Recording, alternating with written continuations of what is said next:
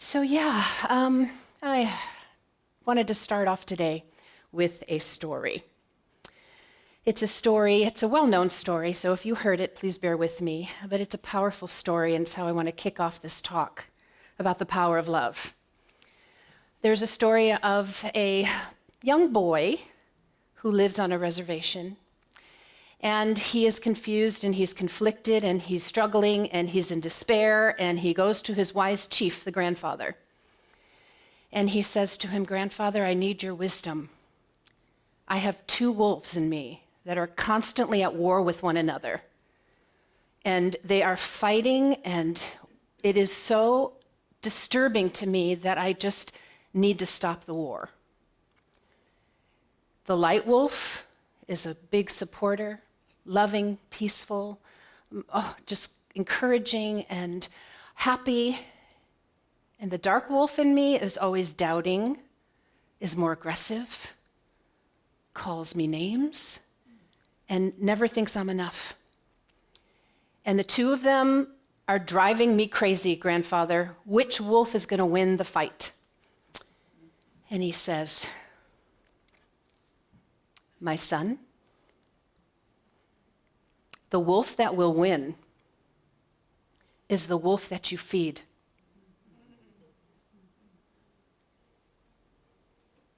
Food. It's a big part of life. But I'm not talking about the food that we enjoy eating. I'm talking about the food we give our attention to. And so it's a very powerful story because we both have the positive and negative. We both have the light and the dark. And where I work, it's very extreme. And I have a couple patient condensed stories to share with you to make my points. But there's a quote by Jimi Hendrix in one of his songs. I don't know which one, but it goes like this: "When the power of love overcomes the love of power, the world will come to know peace."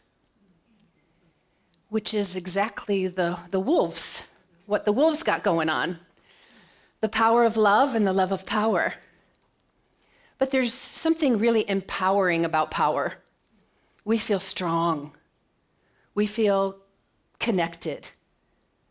In either extreme, either with divine love, that is the highest empowerment of the white wolf that I just aspire to live. And then there's the love of power on the other side. And so that power is also available in all of us, to all of us, and we see it. So the two extremes are powerful. Have you ever met someone who was so absent of love that they were extremely powerful? Yeah, me too. And have you met someone who is so divinely connected with the power and presence of love within that they were so powerful? Yeah, I have too. And so, what is it about the food? What is it that we give our attention to? What is it that lights us up? The absence or the presence? Because both powers are present everywhere. So, a story that sticks with me to express, we'll do the dark side first. Are you ready? This is a good one. I was with a patient who was very absent of love, and bless his heart. Oh my gosh, I don't judge anybody, I just love everybody. Because in my work, I get the gift of having time with people to really hear their stories. And what I've come to learn is that when you hear the stories of these horrific things that happen to people that you would never even think to know, it's unthinkable what happens to people for them to continually live a life of the absence of love. And their power becomes something outside of them. This particular young man, I sat at his bedside, and he told me he murdered more people than he could count. And I listened, and he was facing his death, and he was very scared to die. And so I said to him, after he told me, and I knew it was wrong every time, and I kept doing it. And I said, okay, well, because you knew it was wrong every time and you kept doing it, can you help me understand your why? Why? Why would you keep doing something you knew was wrong? And you know what he told me? Which is insight into murderers everywhere, I'm sure, because it made a lot of sense. He said, I was so dead inside. The only time I ever felt alive was when I was hurting somebody else. Oh, the absence. The absence of love became the power that took over from the missing love, became hurting someone else. We'll flip to the other end. Extreme now. Extreme. There's lots in between, but we don't have time for all that today. The other extreme. Guadalupe. Oh. The most beautiful girl I've ever seen, 35 years old, the prime of her life, special, special, special. I was told that I was going to meet someone who is a double amputee because she was hit by a drunk driver. 35 years old. So when I met her, she didn't have her legs amputated, but she was so broken that they couldn't even do that surgery. But I'm not here to depress you or tell a gruesome story. The point of this, we've become good friends 6 years later. She's like a daughter to me. I love her to pieces. But what impressed me so much about her was right when I met her, right after the surgery that they couldn't do, she said to me, extreme over here. She said, I want to meet this 18-year-old and let him know that this is not going to ruin my life. I also want to meet his mother and give her a hug.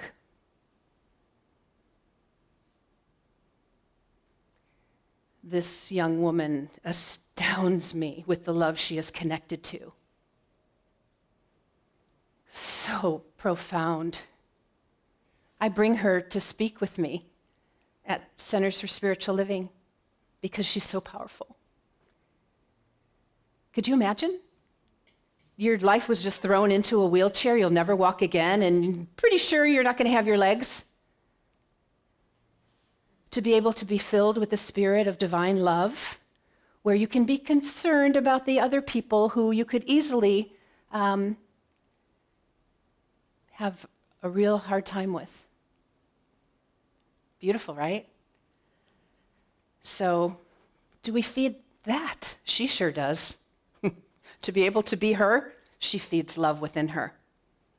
She feeds her God connection. She feeds her source. That's what she has her attention on, and this is how she lives. And you know what's really cool? Is that the dark wolf is so filled with fear that that's where their power is, that they will never know what they never know in what her food might be. And we have a choice all the time. We have a choice which one will win.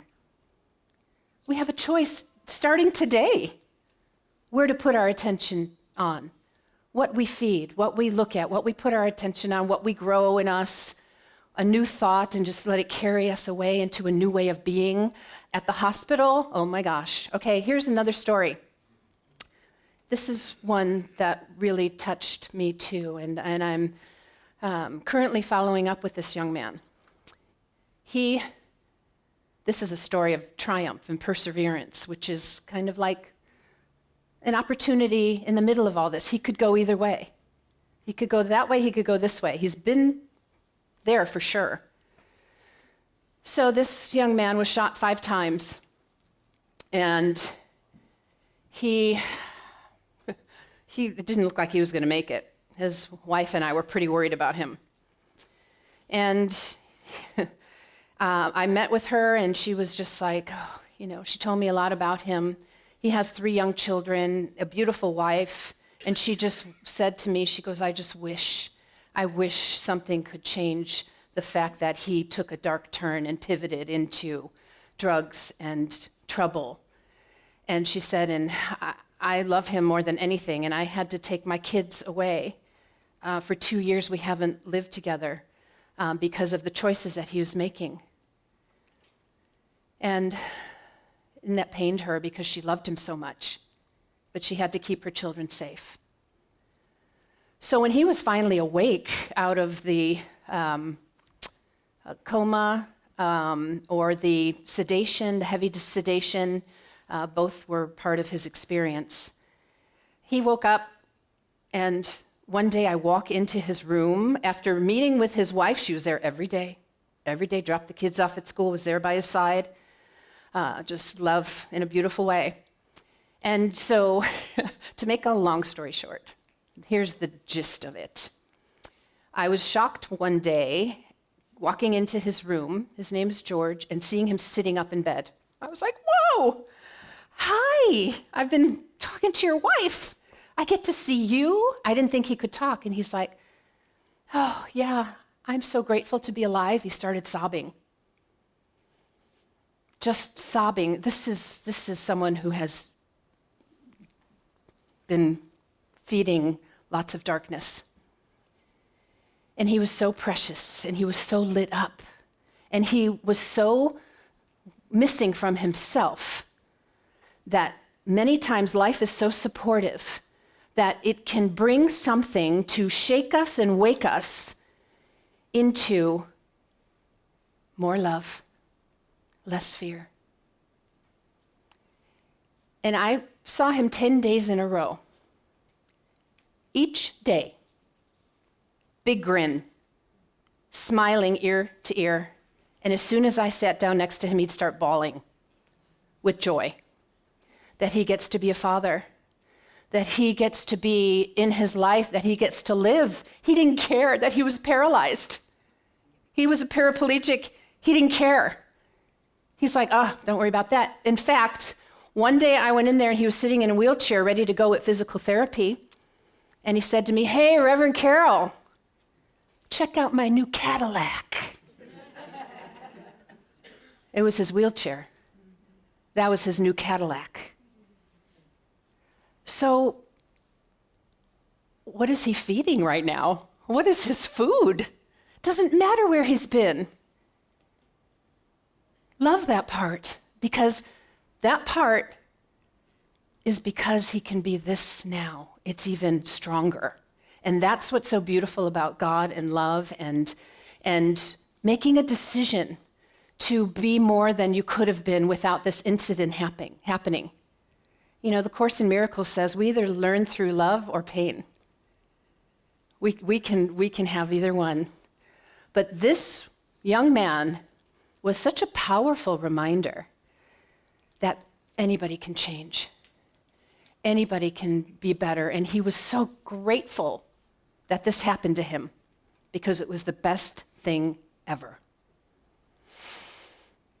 Now me, I know life is supportive. I mean, I haven't ever grown exponentially through the blessings and the bliss. It's always through the difficulty that we have choices on who to be. And it's really powerful to live the absence of love and let hate take over. Really powerful. Because fear is powerful. But love, the light, the beauty, the power and presence of the divine source that lives in all of us. So,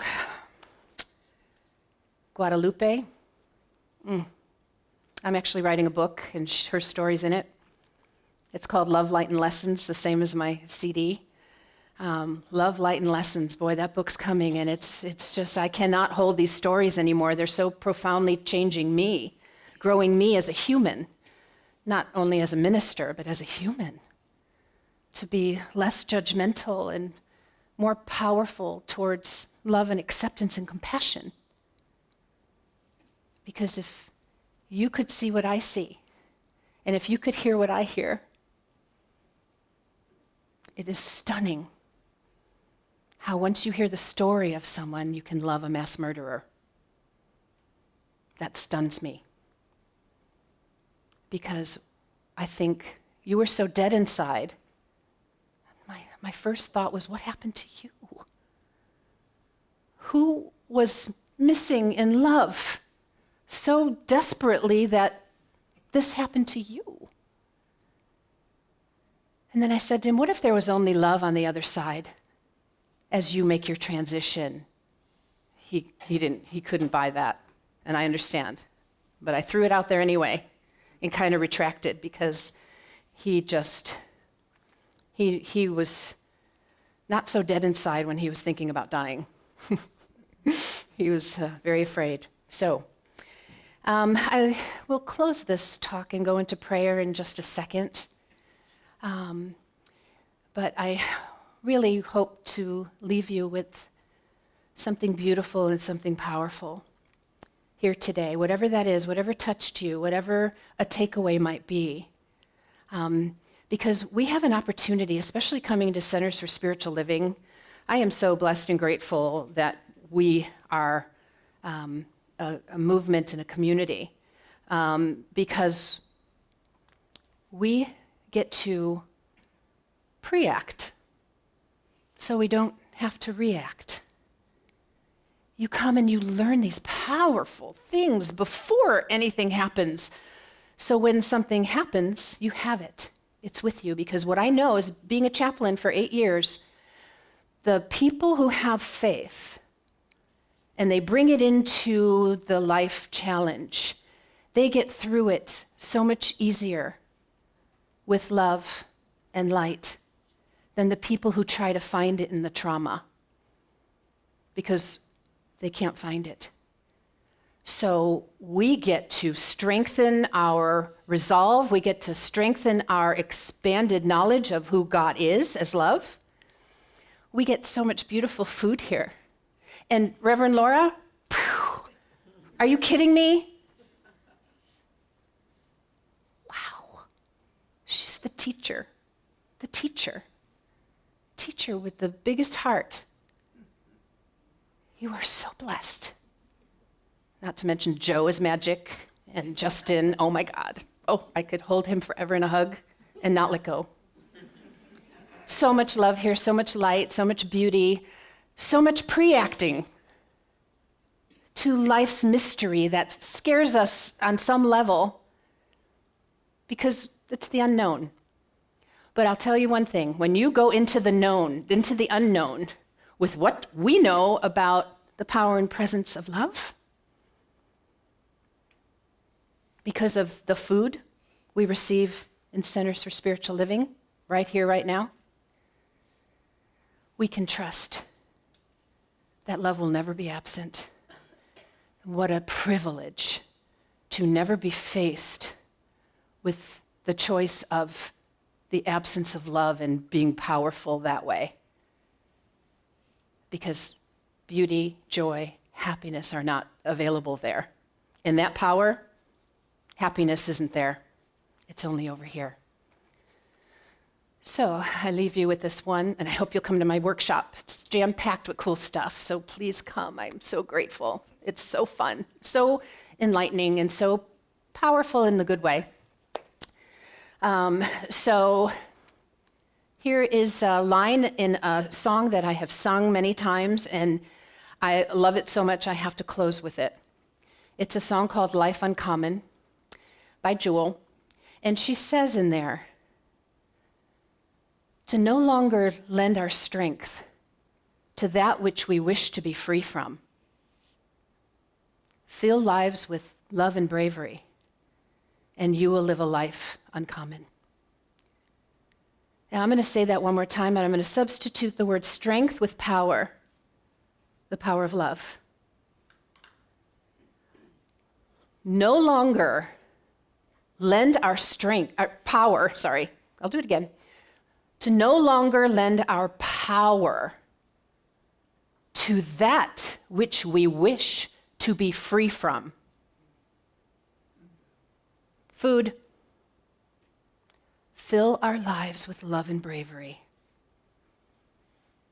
And wouldn't it be beautiful if that became what's common? There's only fear or love. We get to choose who to be. So let us pray.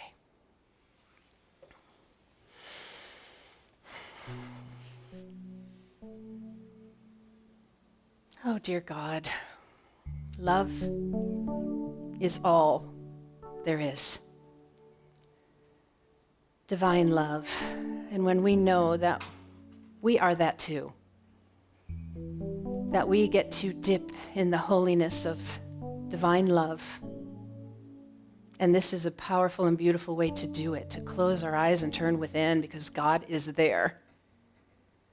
God is here. Love, light, beauty, food, with the free will to choose what to eat. And we choose love to focus on right here and right now. And so I just lift up this congregation. I lift up those at home watching. I lift up everyone who is in the absence of love and the presence of love equally, as love powerfully manifesting, as hope, as a lift, as a learning, as an opportunity for greater life, which is available every moment of every day. And we chose this moment, and we keep choosing this moment, right here, right now. And so I just declare this day as a blessing and continued blessing, as consciousness is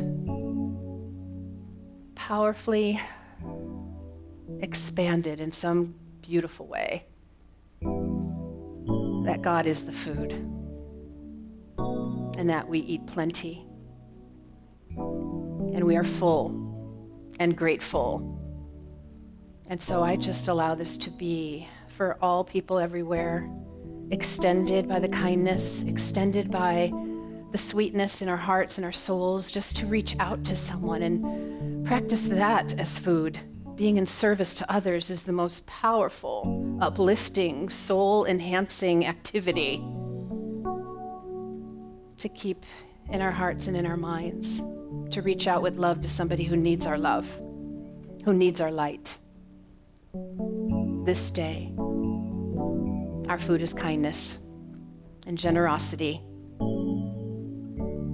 and most importantly, the presence of love, which is so powerful. And so I give thanks to God. I give thanks to Divine Source. I give thanks to Spirit. I give thanks for knowing that she doesn't care what you call her.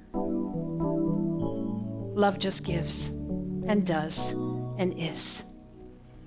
And so with that, I just let it all go so it can come back manifested as higher love, deeper love, expanded love, and acceptance, radical acceptance for ourselves first, extended to each and every one of us in some beautiful way today and beyond.